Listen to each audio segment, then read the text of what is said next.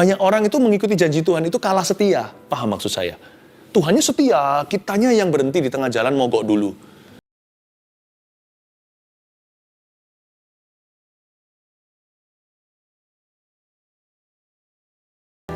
Kaulah ianya sorga atas segala janji Allah. Kaulah amin di hati kami. Kami percaya Tuhan selalu tepat waktu untuk berjumpa dengan anak-anak-Mu dan menolong setiap kami. Allahku tidak lalai, tidak tertidur maupun terlelap, penjaga Israel, penjaga kami hari ini. Thank you Tuhan, Kau setia sama Daud, setia sama Abraham. Masa Engkau nggak setia kepada gereja perjanjian baru, yaitu umat-Mu? Kau terbukti, teruji, kami yang belum terbukti. Kau terbukti, teruji ribuan generasi, ribuan tahun sudah. Tidak ada cacat celah. Thank you Tuhan, You've been good to us. You've been faithful. Bantu kami untuk setia juga kepadamu. Sampaikan sabdamu, Roh Kudus. Kami bertekuk hati dan lutut di hadapan-Mu. Terima kasih Yesus. Oh haleluya. Amin. I can feel God's presence now. Saya nggak cengeng orangnya, tapi kalau hadirat Tuhan datang dalam suatu dimensi tertentu, hati saya nggak akan tahan. Saya rasakan hari ini banyak mujizat akan terjadi dalam kehidupan Anda. Sekalipun tidak disebut satu persatu harus siapkan hati untuk mengalami sesuatu.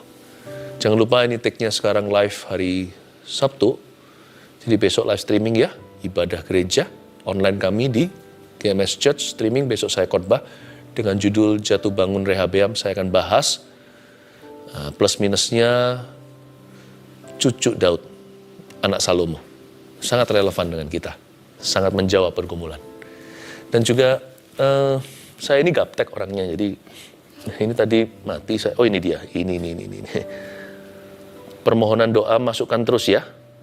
Tolong dibantu saya Redo. Makanya permohonan doa harus masuk di live chat ini. Tim sedang berdoa untuk kita semua, untuk semua orang yang bergumul dalam doa. Dan juga jangan lupa untuk subscribe, karena puji Tuhan untuk tim media kami yang melayani Anda, saya tidak sendirian, sudah disajikan semua pewahyuan-pewahyuan yang kami terima untuk kehidupanmu. Tugas saya adalah mendengar dan menyampaikan. Tugas tim adalah menyajikan untuk Anda. Jadi Anda harus klik sendiri, subscribe sendiri, ditekan itu tombol loncengnya supaya dapat notifikasi, supaya nggak terlambat kalau ada sesuatu yang baru. Ini dia. Permohonan doa masukkan ya, segera masuk. Nanti saya akan doakan setelah sampaikan firman. Ayo siap-siap kita baca Alkitab, buka Matius pasal pertama, kasih judul untuk renungan ini, Tuhan yang tepat janji. Tahu nggak ada bahwa Tuhan itu nggak pernah terlambat, tapi Dia juga nggak pernah terlalu dini dalam menepati janji. Hanya yang membuat kesalahpahaman terjadi adalah kita memaksakan waktu kita, padahal waktunya Tuhan itu indah.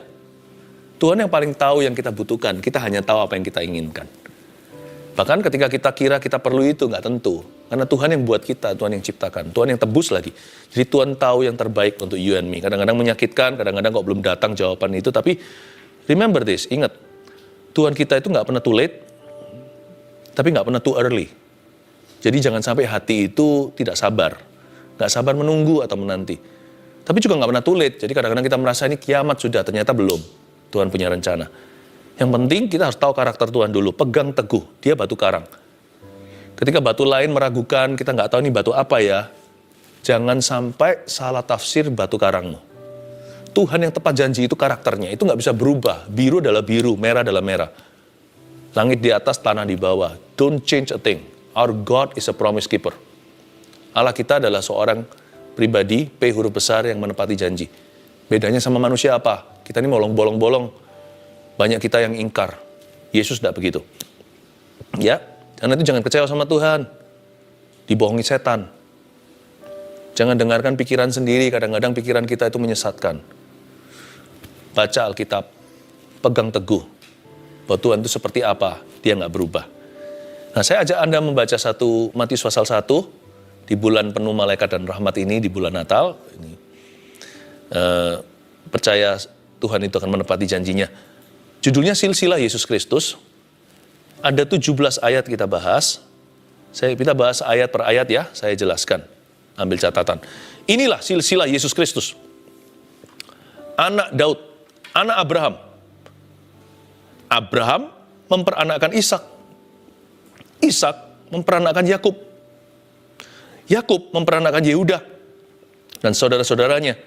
Yehuda memperanakkan Peres dan Serah dari Tamar. Peres memperanakkan Hezron.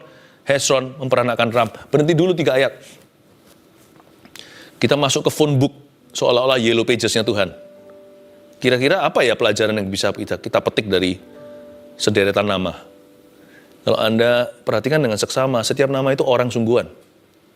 Allah kita itu ribuan generasi. Terbukti dari sejak Daud, Abraham. Masa nggak akan take care kita, nggak akan take care keturunan kita, apalagi masa depan kita. Ayat pertama, inilah silsilah Yesus Kristus. Pandang Yesus. Katakan pada dirimu sendiri, pandang Yesus. Coba bilang begini, pandang Yesus. Ayo semua bilang, pandang Yesus. Itu dia.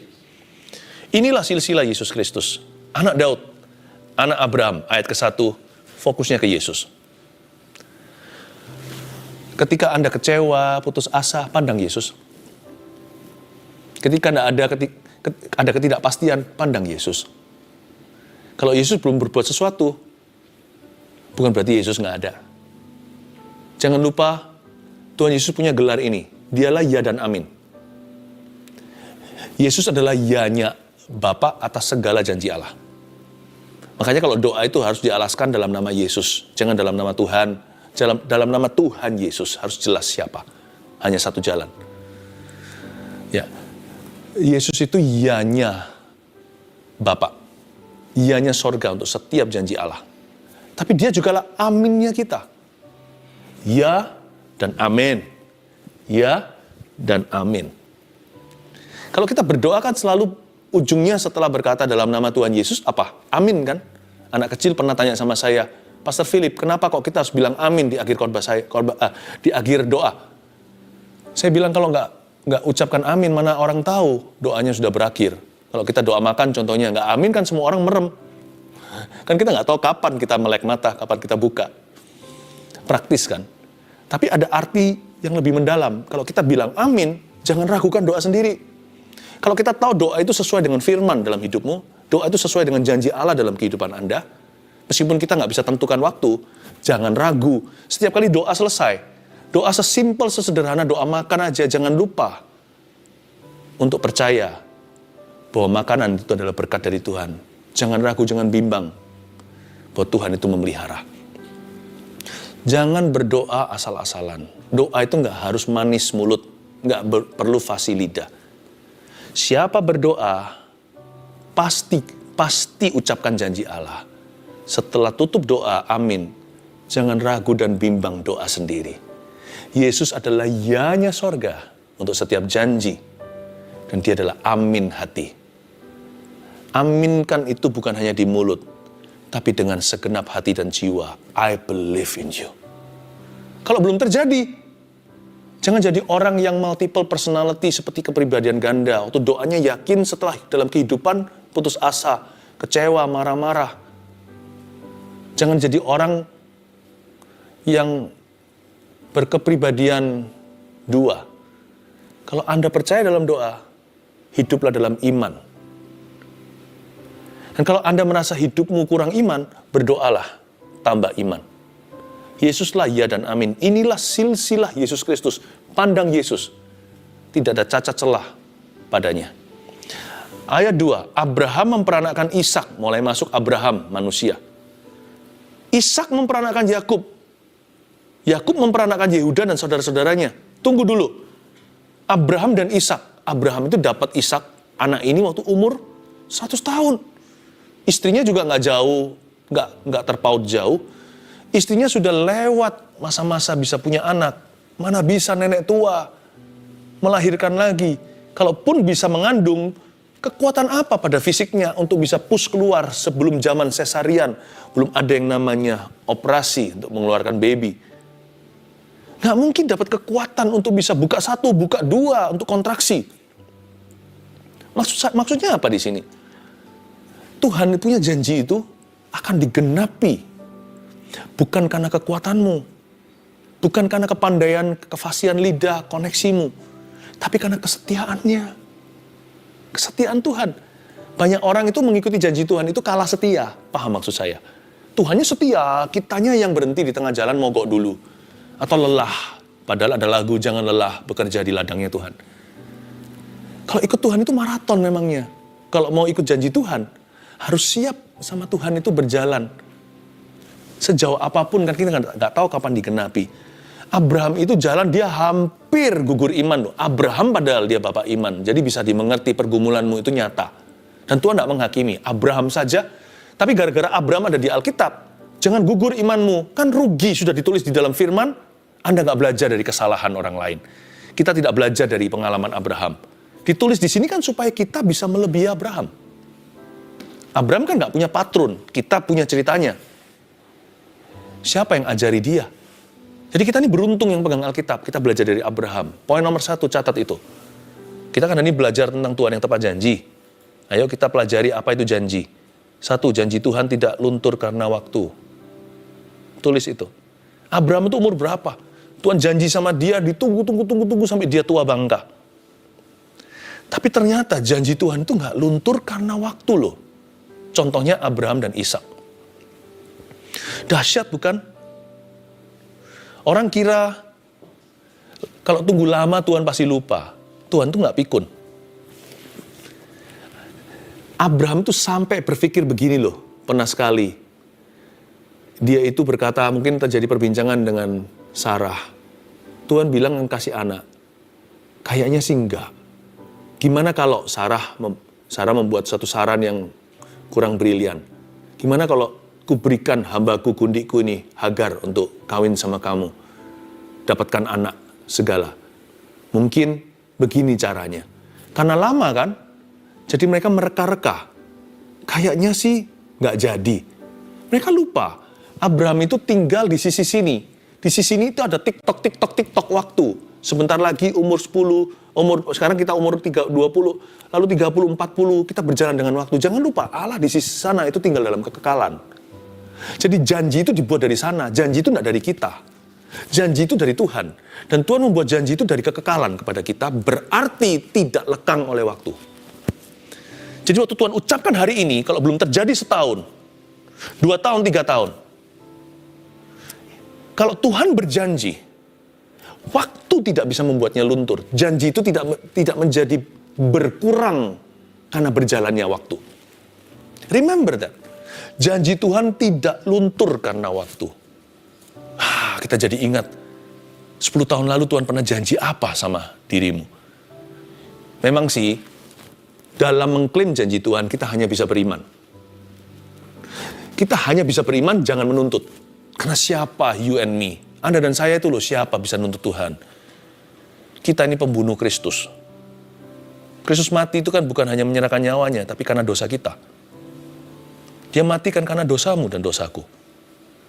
Jadi, sekali lagi kita harus tahu diri. Tuhan ajari kita minta, iya. Ajari kita berdoa, iya. Doa Bapak kami contohnya. Tapi kita ini manusia hanya bisa beriman. Saya sampai mati memutuskan untuk tetap beriman sama Tuhan. Ngelihat nggak ngelihat hasil iman saya tetap beriman. Karena manusia hidup, orang benar akan hidup oleh imannya. Ya, jikalau imanmu menghasilkan, puji Tuhan. Kalau imanmu tidak menghasilkan, imanmu itulah hasilnya. Jadi saya tetap beriman sama Tuhan. Tapi ingat ya, hai manusia, Anda dan saya, kita hanya bisa beriman, jangan menuntut. Apalagi kecewa, apalagi marah, apalagi benci sama Tuhan, apalagi mengeluh, bersungut-sungut. Don't do that. Tahu diri. Hai manusia, kau bukan Allah. Dan kita tidak layak. Janji Tuhan tidak luntur karena waktu. Jadi karena itu, keluarkan dari sorokan Anda. Apa yang pernah Anda tulis dahulu, Tuhan janji apa? Keluarkan semua. Saya minta Anda bergairah dan berkata, oh gitu ya Pastor Philip, berarti masih berlaku. Iya, janji Tuhan gak ada kadaluarsanya. Kadaluarsanya adalah pada saat penggenapan. Jadi kalau Anda pernah dapat janji 40 tahun lalu bahkan, kalau Anda sudah berusia, klaim itu. Yang sudah berdoa bagi anggota keluarganya, udah 20 tahun mendoakan, belum kunjung datang penggenapan. Keluarkan dari sorokan dan berkata, ini belum digenapi. Jangan marah-marah sama sorga. Jangan kepalkan tangan begini ke arah yang maha kuasa. Tapi kita bisa berkata, Lord, remember me, ingatlah aku. I do not forget your promises. Aku tidak melupakan janjimu, apalagi yang satu ini. Keluarkan dari sorokan, keluarkan dari lemari, jangan dimasukkan kulkas tuh janji. Tolong di microwave dalam saat teduh ini, dipanasi, siap dihidangkan, sebab Allah akan menggenapi. Janji Tuhan tidak luntur karena waktu. Belajar dari Abraham dan Ishak. Tapi nggak berhenti di situ. Lebih indah lagi, ayat 2 sekali lagi. Abraham memperanakan Ishak kan? Ishak memperanakan siapa? Yakub. Ingat kata Yakub ya? Yakub memperanakan Yehuda. Ingat Yehuda, Yakub Yehuda. Dan saudara-saudaranya tentunya. Yehuda memperanakan Peres. Ingat Peres. Dan Serah dari Tamar Peres. Tamar, dari Tamar. Ingat Peres, ingat Tamar. Peres memperanakan Hesron. Hesron memperanakan Ram. Ingat yang namanya Yakub, Yehuda, Tamar, Peres. Poin 2. Janji Tuhan mengatasi ketidaksempurnaan manusia. Kalau Anda tahu Yakub itu siapa, ini orang bukan orang baik-baik. Dia memang perlu dibentuk Tuhan gelut segala dengan malaikat. Bukan dengan malaikat, dengan penampakan Yesus di perjanjian lama. Ini Yakub, dia itu selain orangnya itu tidak gentleman, tidak kesatria sifatnya. Andai kata Tuhan hanya menggenapi janji kepada orang-orang yang mulia. Mereka yang sifatnya indah, yang karakternya sempurna. Wah, kita semua tidak punya harapan digenapi janji. Tapi Yakub, saya kalau lihat Yakub itu senang sekali. Bukan karena lihat ketidaksempurnaannya. Tapi saya merasa kalau dia bisa, saya bisa. Makanya saya sering sekali kalau baca Alkitab, khususnya di Yesaya, hai Allah Yakub, itu sangat dekat di hati. Dia menyebut dirinya Allah Yakub. Kalau dia mau jadi Allahnya Yakub, dia mau jadi Allahnya Philip. Karena kita ini loh, sifat kita juga nggak bagus-bagus banget. Yakub itu orangnya licik. Dia itu suka sekali kalau ditelepon, mama ada nggak? Mama nggak ada. Padahal mamanya di sebelah. Ini orang suka bohong lagi. Tapi juga bukan berarti dia tidak bayar harga atau konsekuensi. Yakub dibentuk Tuhan mati-matian, betul-betul setengah mati sampai pincang tuh dia. Jadi ternyata janji Tuhan diberikan, digenapi dalam diri Yakub bukan karena dia sempurna. Kalau ketidaksempurnaan aja dilampaui sama Tuhan, meskipun Tuhan juga berurusan, bukan berarti Tuhan tutup sebelah mata, ya sudah. Janji Tuhan itu digenapi sepihak saja, bukan. Yang mewarisi janji juga akan dibentuk karakternya. Tapi bukan karena pembentukan karakter itu Tuhan genapi, alias dia wisuda. Tapi karena kesetiaan Allah, bukan karena kesempurnaan kita, dia genapi janji itu. Allah menggenapi janji karena namanya. Bukan karena terpaksa atau takut sama kita, atau karena kita yang bisa membuktikan diri bahwa aku, segala janjimu, patut digenapi di dalam hidupku. No. God fulfills His promises kalau Tuhan mengucapkan satu kalimat dalam hidupmu. Tuhan berkepentingan, bukan karena Anda layak menerima pengenapan, tapi karena Tuhan itu adalah seorang yang menepati janji. He's a promise keeper. That's who He is, not what He does. Itulah Tuhan kita, bukan hanya apa yang Dia lakukan pada kita. Dia adalah seorang penggenap janji. Allah kita adalah Tuhan yang tepat janji. Lalu Yehuda, nenek moyang Tuhan Yesus dari suku ini kan, Yesus dikatakan sebagai singa dari Yehuda. Yehuda juga banyak celahnya. Kalau Anda tahu Peres itu siapa, Tamar itu adalah menantunya. Ini terjadi sesuatu yang menjijikkan sebenarnya di perjanjian lama. Keluar Peres, Anda baca sendiri nanti Alkitab itu penuh dengan misteri indah. Kalau Anda baca, Anda bisa mengerti, bisa sambungkan dot-dotnya. Anda bisa melihat Allah kita itu luar biasa. Yehuda juga bukan orang baik, gimana? Lalu terjadi suatu insiden dengan Tamar. Keluar Peres. Tahu nggak Peres itu artinya apa? Peres itu artinya menerobos keluar. Kalau tunggu kita layak, nggak ada satupun kita yang qualified. Nggak ada satupun yang masuk kualifikasi semifinal pun kita nggak sampai. Udah gugur semua pada waktu audisi. Jikalau sorga membuka audition bagi Anda dan saya, kita semua pasti gugur di ronde pertama. Ini nggak layak, itu nggak layak, ini nggak patut, ini nggak bersih, itu nggak bersih, ini kotor, itu. Kalau Yakub lolos, Yehuda lolos, Tamar lolos, Peres lolos, itu karena Tuhan yang menerobos keluar. Tuhan yang menggiring, memaksakan janji itu terjadi dalam hidupmu, bukan karena kau layak, tapi karena Dia setia. Coba siapa di sini berani mengklaim, aku ada hari ini, karena aku gimana? Gak ada. Kalau ada mujizat terjadi dalam pelayanan seseorang, termasuk dalam pelayanan kami, beranikah kami mengklaim itu karena kami berdoa puasa? Atau karena pengetahuan Alkitab saya? Atau karena kami ini layak?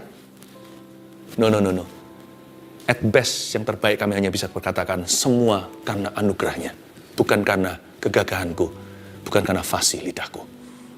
Semua karena setianya. Ini harusnya membuat Anda terhibur loh. Anda selama ini merasa kayak seperti Anda berjuang sendiri untuk menggenapi janji yang Tuhan utarakan dalam kehidupanmu. No. He is your greatest lawyer. Dialah pengacaramu yang paling jitu. Dia yang memenangkan kasusmu. Dia yang menerobos keluar. Tentunya ketika Tuhan genapi janji, ada hal-hal tertentu di hidup kita juga koyak. Jangan lupa ya, jangan enak-enak. Karena sang penggenap janji ketika beraksi, kita punya karakter akan dibentuknya. Yakub juga, Yehuda juga, Tamar Peres tak terkecuali. Tapi ujungnya kalau digenapi, semua karena Dia menerobosnya. Tuh, janji Tuhan mengatasi ketidaksempurnaanmu. Good news for you. Berarti apa? Janji Tuhan pasti digenapi dalam hidup Anda. Karena Tuhan kita nggak pernah gagal, Dia pasti menang. Bukan hanya menangkan kasusmu, Dia akan menang atas kasus Anda. Artinya, hai Yakub, pincang kaki pun jadi. Allah akan membuatmu bergelut dengan Dia dan Tuhan ngalah dan berkata, hari ini kau bergelut dengan Tuhan dan kau menang. Karena Tuhan mengalah. Dibentuknya Yakub, dipukulnya pangkal pahanya, pincang untuk jadi peringatan bahwa Tuhan yang mengubah karakternya. Tetapi hari itu Yakub tidak mati, malah jadi bapak Israel. Karena Tuhan mengalah. Tuhan berkata sama dia, kau bergelut dengan Allah dan kau menang. Itulah arti atau makna nama Israel itu sendiri. Bukan karena kau layak, hai si tegar tengkuk, hai si cacing Yakub. But because karena aku yang menganugerahkan kepadamu janjiku dan pengenapannya. It happens from my side by grace alone, dengan kasih karunia.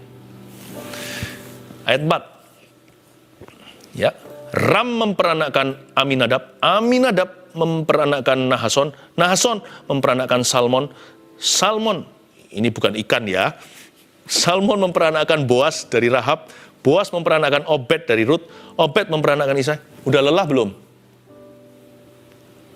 Ini adalah ujian kesabaran loh. Kalau baca nama-nama di Matius pasal pertama aja nggak sabaran, mana bisa menantikan janji Tuhan? Ayo, saya ajak, jangan skip, lompat. Meskipun kita nggak harus satu-satu pikirkan siapa itu, baca Alkitab jangan membolos. Ayat-ayat berikut yang kita baca ini semuanya seperti membaca phone book Yellow Pages. Berguna melatih roh kita, bukan kognitif otak kita. Untuk mengerti dapat sesuatu, nggak tentu. Tapi melatih sifat kita yang nggak sabaran jadi lebih panjang sabar. Lanjut ya, jangan di skip, saya nggak mau skip. Ayat 6, Isai memperanakkan Raja Daud, nah ini gua kenal.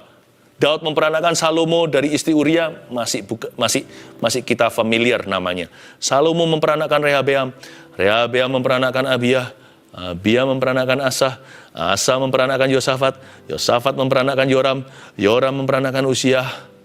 Jangan lelah, latihan untuk menanti janji Tuhan. Uziah memperanakkan Yotam, Yotam memperanakkan Ahaz, Ahaz memperanakkan Hizkia, Hizkia memperanakkan Manasye, Manasye memperanakkan Amon, Amon memperanakkan Yosia. Are you still with me? Masih bersama dengan saya? Banyak orang di ayat 10 udah hilang. Ini kalau lagi tur ini sudah masuk ke toko hilang sendiri, lalu tour guide-nya bingung di mana mereka. Ikut Tuhan itu harus konsen. Pada saat mengerti dan pada saat tidak mengerti seperti kita baca nama-nama ini. Masih bisa ikut Alkitab? Kalau bisa ikut Alkitab, bisa ikut Allahnya Alkitab. Tuhannya Alkitab dalam kehidupan nyata. Ini latihan. Ini kalisteniknya Tuhan. Ini exercise dari Roh Kudus. Yosia memperanakkan Yekonya dan saudara-saudaranya pada waktu pembuangan ke Babel. Sesudah pembuangan ke Babel, Yekonya memperanakkan Sealtiel memperanakkan Serubabel memperanakkan Abihud memperanakkan Eliakim memperanakkan Asor. Nafas dulu. Selah dulu. Ayat 14. Asor memperanakkan Sadok memperanakkan Akim memperanakkan Eliud memperanakkan Eleasar memperanakkan Matan memperanakkan Yakub memperanakkan Yusuf suami Maria yang melahirkan Yesus yang disebut Kristus. Ujung-ujung dari nama Yesus lagi. Di setiap kilometer berapa Yesus muncul. Jangan pernah berkata, aku tidak mengerti maka aku lewati. Nanti di hidup juga gitu kebiasaannya. Aku tidak mengerti ini. Jadi sudah tidak sabar menanti. Berarti penggenapan itu tidak ada, janji itu palsu. Banyak orang berpikir begitu karena tidak terlatih dalam hadirat Allah. Maka mereka juga liar di kehidupan nyata. Saya belajar sabar itu karena baca Alkitab. Waktu saya tidak mengerti, kalau saya bisa percaya Tuhan, nanti dalam kehidupan sehari-hari, tidak ngerti pun percaya Tuhan. Oke? Puji Tuhan, Anda bisa mengikuti sampai ayat 16. Sampai sekarang, masih tetap ikut banyak orang. Nggak ada yang check out. Selamat, Anda berhasil di ujian pertama kesabaran. Poin ketiga segera ayat 17, ayat terakhir. Jadi, seluruhnya ada 14 keturunan dari Abraham sampai Daud. 14 keturunan dari Daud sampai pembuangan ke Babel. Dan 14 keturunan dari pembuangan ke Babel sampai Kristus. Ada 3 fase di sini. Pertama ada 14 keturunan dari Abraham sampai Daud dulu. Lalu 14 juga dari Daud sampai pembuangan ke Babel. 14 lagi dari pembuangan Babel sampai Kristus. Poin 3. Janji Tuhan digenapi indah pada waktunya. Ada 3 shift. Ada 3 babak. Dalam segala janji-janji Allah dalam kehidupan orang percaya. Yang satu disebut jangka pendek. Kalau di sini itu istilahnya 14 keturunan dari Abraham sampai Daud. Lalu jangka menengah. Dari Abraham sampai Daud, Daud sampai ke pembuangan Babel. Berarti dari Abraham sampai pembuangan Babel. Jangka menengah. Lalu ada yang jangka panjang. Lalu 14 keturunan lagi dari pembuangan ke Babel sampai ke Kristus. Kalau kita mau percaya janji Tuhan digenapi dalam kehidupan kita, Tuhan yang tepat janji. Ikuti Tuhan di jangka pendek, ikuti Tuhan di jangka menengah, ikuti Tuhan di jangka panjang. Short term, mid term, long term. Jangan berhenti, jangan drop out, jangan quit kalau ikut Yesus. Bahkan ya, ada janji Tuhan yang tidak akan digenapi di kehidupan kita. Suatu hari Roh Kudus pernah ngomong begini sama saya, anakku, some of my promises in your life, beberapa janji-janjiku dalam kehidupan akan digenapi setelah lewat masa hidupmu. Ada janji yang diwariskan loh kepada keturunan kita. Orang-orang akan melihatnya seperti nabi-nabi di perjanjian lama. Mereka menubuatkan keturunan yang akan menggenapinya. Karena itu kalau yang penting bagi kita adalah setia. Yang penting adalah trust and obey. Bagian kita cuma satu di bawah kolong matahari. Yaitu percaya dan taat kepadanya. Udah, itulah porsi kita. Percaya dan taat. Trust and obey, taat dan percaya. Tugas kita hanyalah setia. Janji Tuhan, ini keyakinan iman. Pasti digenapi pada waktunya. Entah jangka pendek, haleluya. Jangka penengah, berikan kekuatan padaku, ya Bapa. Jangka panjang, kasih aku visi yang melampaui hidup ini. Tuhan yang berjanji, pasti menepati. Karena Allahku setia. Tugasku hanyalah taat dan percaya. Mari sama-sama kita hargai Tuhan yang kita sembah adalah Allah yang tepat janji. Never too late, yet never too early. Gak pernah terlambat, namun tak pernah terlalu dini. Puji Tuhan. Pengembalaan berkat dari Allah Bapa, sumber segalanya dari Yesus Kristus, ya dan amin, ya-nya sorga, aminnya hati kita. dan dari Roh Kudus yang akan menuntunmu dan menuntunku dari satu ketaatan pada ketaatan, dari iman pada iman, pengenapan kepada pengenapan. Di dalam nama Yesus Tuhan kita alaskan dan kami penerima. Haleluya. Amin.